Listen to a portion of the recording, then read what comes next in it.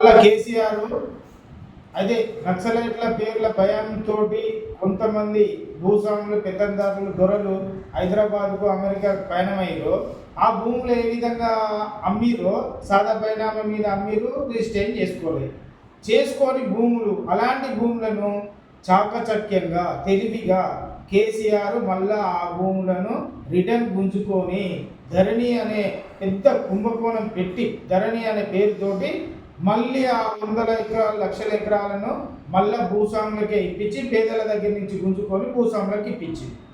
ఇప్పుడు సాదా పరిణామం తీసేసి డైరెక్ట్ ధరణిలో ఎవరిదైతే రికార్డు వస్తుందో వాళ్ళకే పట్టానే ఇచ్చేసింది. అది ఎంత పెద్ద కుట్ర అంటే కావాలనే కేసీఆర్ ఆ కుట్ర చేసి భూములు ఇప్పించిండు. వందల ఎకరాలు ఇప్పుడు రావులకు కానీ రెడ్లకు కానీ దొరలకు కానీ వందల ఎకరాల భూములు మళ్ళీ వాళ్ళ చేతిలో పోయినాయి.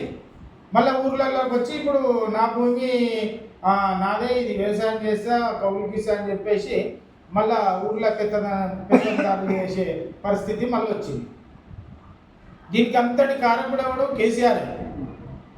ఈ ధరణికి మళ్ళీ మన అసైన్ భూములు కూడా అసైన్ భూములు ఇచ్చిరు, పట్టాలు ఇచ్చిరు, అవి రికార్డు ఎక్కలేదు. అసైన్ భూములను కూడా మొత్తము గవర్నమెంట్ గుంజుకుంది. ఇప్పుడు ఇక్కడ కోకాపేట భూములు అయితే ఏముంది, మొత్తం ఎస్సీ ఎస్టీల భూములే అన్ని గుంజుకుంటారు.